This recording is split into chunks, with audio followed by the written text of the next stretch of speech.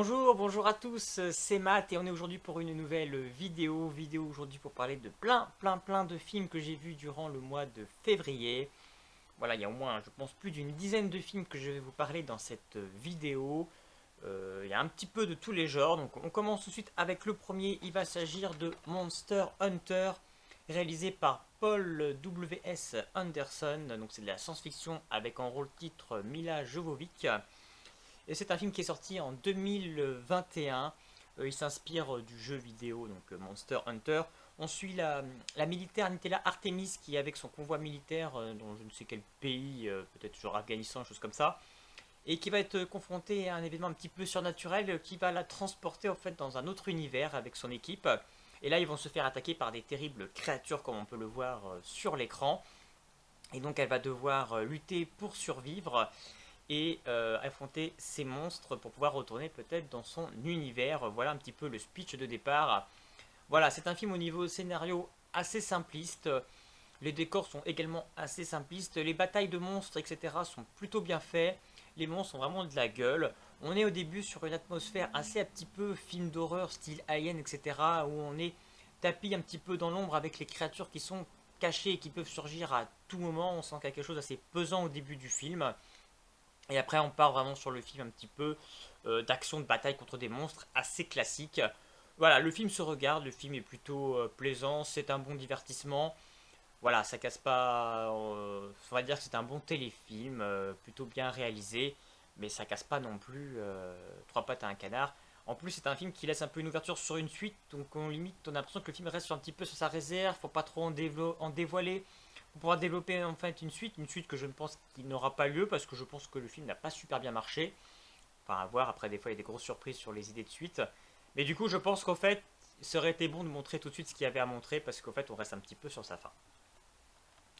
J'enchaîne ensuite avec un film plus tiré de faits réels, avec La Voix de la Justice, réalisé par Destin Daniel Cretton. J'avais envie de voir Cretton. J'avais envie de voir ce film parce qu'en fait j'ai envie de voir un petit peu les films de ce réalisateur parce que j'ai tellement adoré le travail qu'il a fait sur Shang-Chi chez Marvel que je m'intéresse un petit peu plus à ce réalisateur. Et là on retrouve quand même un casting qui était aussi intéressant quand même. Michael B. Jordan, c'est ça aussi qui a fait que j'avais envie de voir ce film parce que je trouve que cet acteur a vraiment du charisme. Il en impose, il capte vraiment le téléspectateur. Et une fois encore dans ce film, je vais y revenir après, il fait son job aussi extrêmement bien. C'est lui la force de ce film. On a également Brie Larson et Jamie Foxx. Mais vraiment, c'est Michael B. Jordan qui emporte ce film, qui le transporte. Il joue le rôle donc de ce jeune avocat, Brian Stevenson, qui va sortir d'études d'avocat et qui va décider de vouloir défendre ceux qui sont dans le couloir de la mort. Il va aller en Alabama, justement, où en fait il va être confronté en plus au racisme. Et en fait, beaucoup de gens qui sont finalement mis dans le couloir de la mort sont faits souvent soumis injustement et souvent dû à cause du racisme. Il y a cette phrase qui revient souvent dans le film. En fait, il a l'air rien qu'à voir sa tête, on voit qu'il est coupable. Voilà, il va vouloir lutter contre ça et il va prendre le cas de Walter, joué donc Jamie Foxx, joué par Jamie Foxx, pour le défendre, pour l'empêcher finalement de mourir à l'exécution sur la chaise électrique. On a un petit peu cette atmosphère, on retrouve un petit peu ce côté de la ligne verte finalement, avec un côté plus contemporain, avec des finalement qui n'est pas si loin de nous, et les événements qui sont relatés dans ce film sont assez récents. C'est tiré de faits réels. On a des vrais prisonniers, donc à la fin du film, on a les photos avec les vrais personnages, les vraies histoires qu'il y a eu, et on voit un petit peu le parallèle qu'il y a eu, et on a du coup ce qu'ils sont devenus, leur bataille qu'ils ont fait jusqu'au bout, jusqu'à aujourd'hui ou à leur mort. Donc c'est ça qui est poignant, c'est qu'on voit que c'est un film réel. Donc ça, j'aime beaucoup les films qui ont une part de vérité. Ça nous montre des faces cachées, etc. C'est super intéressant. C'est très bien joué. Voilà, il y a des moments très touchants, très bien joués. Donc vraiment, c'est un film extrêmement poignant et voilà, Michael B. Jordan, pour moi, transporte ce film et en fait vraiment un film intéressant à regarder et qu'on apprend beaucoup de choses. Donc j'ai passé un bon moment sur ce film. J'enchaîne avec un film d'animation cette fois-ci, japonais, avec Albator, le corsaire de l'espace.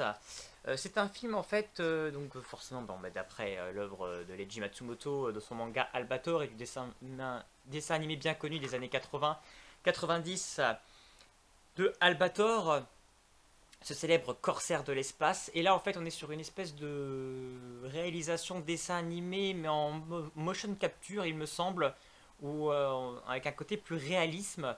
Même si je trouve que l'animation, on n'atteint pas le sommet que pouvait avoir Steven Spielberg avec son Tintin. On a quelque chose qui se rapproche quand même plus de limite d'un côté jeu vidéo, je trouve.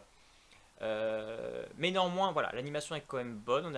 On retrouve l'atmosphère de Albator. On a encore une fois l'Atlantis, ce vaisseau. On a une histoire complètement inédite. C'est ça qui est intéressant. Je trouve qu'on nous transporte dans quelque chose de nouveau dans cette histoire qui change. On a cette histoire par rapport à la brume noire qui serait apparue après que la Terre serait détruite.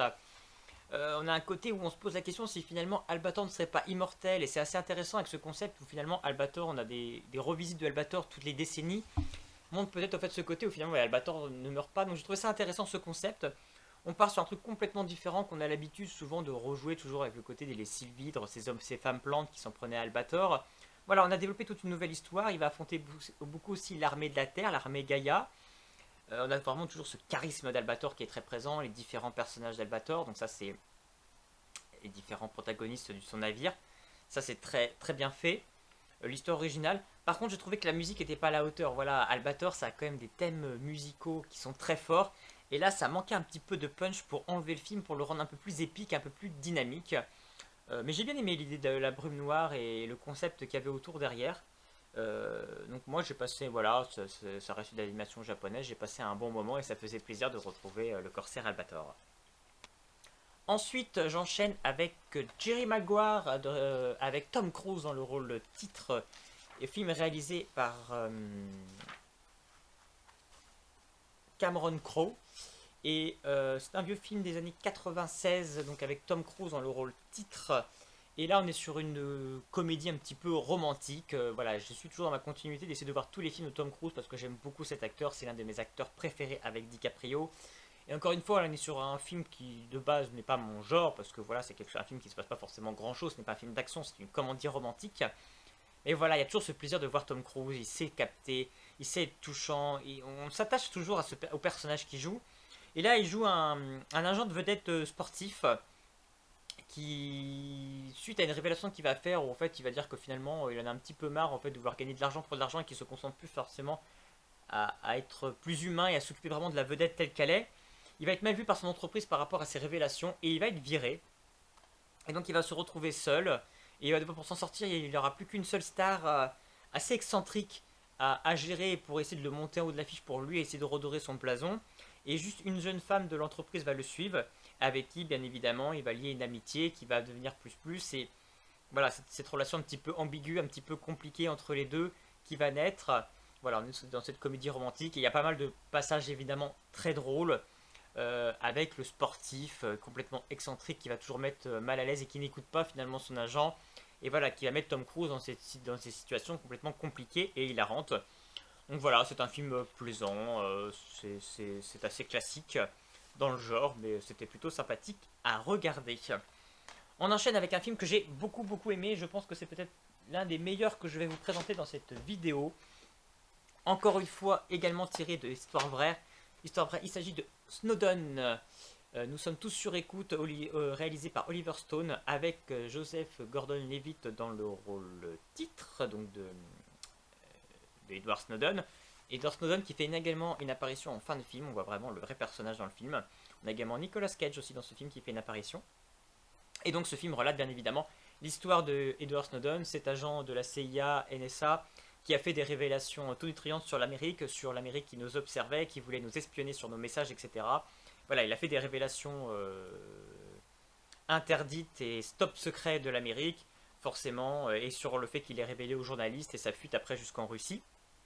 Donc on a toute cette histoire, donc on a l'histoire de pourquoi il en est venu à la NSA, toute l'histoire sur ce personnage, sur son histoire d'amour également avec sa copine, qui est forcément compliquée quand on est voilà, dans des structures comme ça, d'identité secrète. Et donc pourquoi il en est amené à révéler, et comment il a fait cette révélation, et quelle a été sa mécanique de pensée. Donc c'est vraiment un film très intéressant, qui nous montre l'envers du décor, qui nous montre les dérives de toute cette nouvelle technologie, de cette surveillance à outrance. Et puis Joseph Gordon-Levitt fait vraiment très bien son travail. J'ai aussi été très touché par la fin, où on voit vraiment du coup Edward Snowden. Et le fait que, rien que cette petite phrase à la fin, voilà, comme c'est tiré de fait réel, il n'y a rien de caché, mais le fait qu'en fait sa copine, je me disais cette relation avec sa copine, à quel point elle est vraie, on essaie de nous montrer vraiment qu'il y a une relation assez fusionnelle avec sa femme. Et le fait qu'à la fin, en fait, on découvre que sa femme a tout quitté pour aussi le rejoindre en Russie. montre au fait que finalement toute cette partie-là est vraie en fait aussi. Donc vraiment un film très intéressant, on apprend plein de choses sur l'envers du décor de cette histoire. J'avais bien aimé aussi le cinquième pouvoir aussi qui avec Belen Kuberbat qui révélait un petit peu aussi avec Wikileaks qui avait aussi fait des révélations, donc on est un petit peu sur la même thématique. Et donc c'est un film vraiment intéressant. J'ai également vu, alors là j'ai été assez déçu, Pixel, euh, film de Chris Columbus avec Adam Sandler, Peter Dinklage et Michelle Monaghan. Euh, alors je trouvais le concept génial. Voilà, on va avoir affaire en fait à des, donc il y avait des gamins qui jouent beaucoup aux arcades et quand ils sont adultes, ils vont se rendre compte que les jeux d'arcade en fait commencent à les attaquer leur monde. En fait, il s'est envoyé par des extraterrestres qui ont, parce qu'en fait à l'époque, les jeux d'arcade avaient été envoyés dans l'espace pour essayer de communiquer avec les extraterrestres. Les extraterrestres évidemment sont tombés effectivement dessus et en fait utilisent les jeux d'arcade pour attaquer la Terre. Et donc en fait pour les battre, il va falloir les battre ces différents jeux d'arcade. Donc on a Pac-Man, on a le jeu de Donkey Kong qui envoie les boules et qui roule sur les escaliers. Donc voilà, toutes ces références au jeu sont vraiment extrêmement intéressantes. Et une fois adulte, on va faire, l'armée ne peut pas lutter contre ça. On va donc faire appel à ces gamins qui sont devenus adultes pour faire face, puisque c'était les meilleurs à leur époque dans les jeux d'arcade, pour faire face à cette nouvelle menace. Donc l'idée est super. Les scènes au fait, de bataille avec les jeux, c'est super bien trouvé, c'est super bien fait. Et là, c'est vraiment prenant. Mais alors vraiment, l'humour est pourri. L'humour est potiche, pastiche, ce que vous voulez. C'est nanardesque. Vraiment, l'humour Adam Sandler, j'ai vraiment du mal avec cet acteur. Vraiment, je n'aime pas son humour et ça gâche le film. Sans partir sur un film sérieux, je pense qu'il y avait mieux à faire. On sait que le film va avoir un ton décalé, mais l'humour vraiment passe pas. On a vraiment un humour en plus déplacé, qui colle pas avec. Puis c'est trop. Pourquoi partir sur. En fait, enfin voilà, je pense qu'aujourd'hui on voit des films qui sont complètement décalés sur certaines choses, sans partir en fait sur ce trip-là. Donc c'est vraiment dommage parce que les effets visuels sur les batailles des jeux vidéo et l'idée du film, moi je trouve qu'elle était intéressante, elle m'aurait plu. Et il y avait vraiment quelque chose à faire quoi. Les scènes, la scène par exemple de la course poursuite de voiture avec le Pac-Man, moi je trouve qu'elle était super bien faite. Même à la fin, le Donkey Kong qui jette sur les échelles et tout, et les boules, c'est bien fait quoi. Mais voilà, ils sont partis sur une idée autour, l'enrobage est vraiment pas à la hauteur. J'ai également regardé le début des films One Piece, qui sont donc des films animés. J'ai donc regardé le film 1 et 2. C'est des petits films, c'est limite des longs épisodes de One Piece. Ils durent tous les deux 50 minutes. On n'est pas encore sur des longs films de plus d'une heure. Voilà, c'est une aventure classique de One Piece. Si vous aimez la série animée et le manga One Piece, vous passerez un bon moment sur ces dessins animés. C'est vraiment, ça répond vraiment à toutes les exigences de One Piece. Sur Netflix, j'ai regardé Ohana et le trésor caché. Un film qui dure plus de 2 heures avec beaucoup. Donc ça se passe à Hawaï. Et on a donc cette famille, cette jeune fille avec son frère et sa mère qui partent revivre à Hawaï parce que leur grand-père est malade. Et la jeune fille adore les chasses au trésor. Elle va découvrir qu'il y aurait un trésor caché. Elle va partir en quête avec un jeune de l'île. Elle va donc partir en quête sur ce trésor. Donc on a vraiment un film d'aventure, de mystère. Voilà, comme on peut les aimer. Vraiment le beau film familial avec vraiment du mystère, de l'enquête, des beaux décors. Moi j'ai trouvé que c'était un film plutôt réussi, sans prétention. Le jeu d'acteurs, voilà, c'est pas des acteurs connus, mais je trouve qu'ils font leur taf, ils sont plutôt touchants. On a une fin assez mystique, du coup assez originale. Donc moi j'ai passé un bon moment de film sur Ohana et le trésor caché. J'ai également regardé sur Disney Plus La montagne ensorcelée, qui est avec Dwayne Johnson, qui est donc en fait un remake d'un vieux film des années 80, il me semble, qui fait face au fait. Donc là, bon, l'histoire est un peu remodifiée. On a le personnage joué par Dwayne Johnson, Jack Bruno, qui est chauffeur de taxi, et qui va se retrouver avec deux gamins dans sa voiture, et il se retrouve que ces deux gamins sont deux extraterrestres, et il va devoir les aider à retrouver leur secours pour repartir chez eux, et forcément il va se retrouver poursuivi par l'armée, et poursuivi aussi par un extraterrestre méchant qui veut éliminer ces deux jeunes garçons. Donc pourquoi l'histoire du film évidemment explique un petit peu tout ça. C'est un film extrêmement déroutant. Voilà, au niveau action, il y en a plein les yeux, c'est vraiment c'est très rythmé, il y a beaucoup d'action. L'humour de Dwayne Johnson, j'aime beaucoup, donc ça passe bien. Mais il y a quand même il y a des beaux décors, on a un petit peu des petites choses fantastiques, c'est de la science-fiction, c'est extrêmement plaisant. Mais par contre, il y a quand même des gros problèmes scénaristiques, il y a des choses qui ne collent pas, il y a des grosses incohérences. Voilà, c'est vrai que c'est un film un peu en demi-teinte, je trouve. Il faut pas regarder forcément au scénario. Voilà, les deux extraterrestres ont des pouvoirs très puissants. Et à des moments, ils vont les utiliser pour s'en sortir d'une situation. Et à un autre, on se dit, mais pourquoi là, ils les utilisent pas? Lui, Dwayne Johnson, le personnage de Dwayne Johnson, ne se pose pas forcément beaucoup de questions. Il est embarqué là-dedans, mais il se laisse conduire sans forcément chercher plus loin. Voilà, il y a des petites choses qui m'ont un petit peu dérangé. Sinon, sur Netflix également, j'ai regardé Hansel et Gretel, Agent secret. C'est un dessin animé d'animation où en fait donc on est dans ce monde magique un petit peu des contes et on a Gretel qui est agent secret et qui doit donc enquêter pour retrouver le roi qui a été kidnappé par une méchante sorcière et va devoir s'associer avec son frère Hansel parce que lui par contre c'est devenu une espèce de magicien charlatan qui dépouille les gens et ils vont devoir donc faire un petit peu équipe et associer leur caractère où ils sont plus forcément en accord pour retrouver le roi. C'est vraiment un dessin animé magnifique. C'est vraiment. Il était très beau décor, on est vraiment dans l'ambiance des contes. C'est vraiment extrêmement bien fait, l'histoire est prenante, les personnages sont attachants. Et c'est vraiment un très beau, c'est très lumineux. On a vraiment les décors de la pâtisserie, du pain d'épices mis en avant. C'est vraiment très beau, c'est très bien fait. J'ai beaucoup aimé ce dessin animé d'animation, je peux que le recommander. C'est vraiment sur Netflix, ils font de très très bonnes choses. Et puis sinon, j'ai regardé Welcome to the Punch avec Mark Strong et James McAvoy. Euh, J'étais intéressé par ce film parce que voilà, c'est deux acteurs que j'aime bien. Mais voilà, on n'est plus sur le téléfilm, on est sur un film policier où en fait on a le personnage joué par James McAvoy qui est un policier qui doit essayer d'arrêter le trafiquant joué par Mark Strong et il va échouer, il va se faire tirer une balle et il va rester sur cet échec et sans jamais pouvoir se venger parce que finalement le malfrat joué par Mark Strong en fait s'est mis un petit peu au vert comme on dit, mais quand il apprend qu'en fait son fils est revenu au pays et s'est fait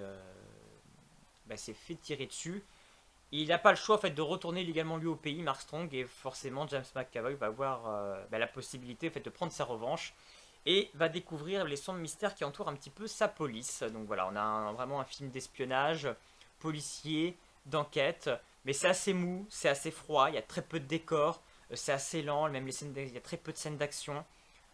L'histoire est plutôt intéressante, mais ça aurait manqué un petit peu plus d'enlever un petit peu plus le film parce que je trouve qu'on avait des acteurs pour vraiment accrocher. Voilà, je me suis assez ennuyé sur ce film. Donc voilà, grosso modo, voilà cette belle compile de films que j'ai vus. N'hésitez pas à me laisser un petit commentaire si vous, il y a des films que vous avez vus là-dedans et que vous avez aimé ou pas, ou si je vous ai donné envie d'en voir certains. Et puis en attendant, je vous souhaite plein de bons films à regarder et je vous dis à bientôt pour une prochaine vidéo.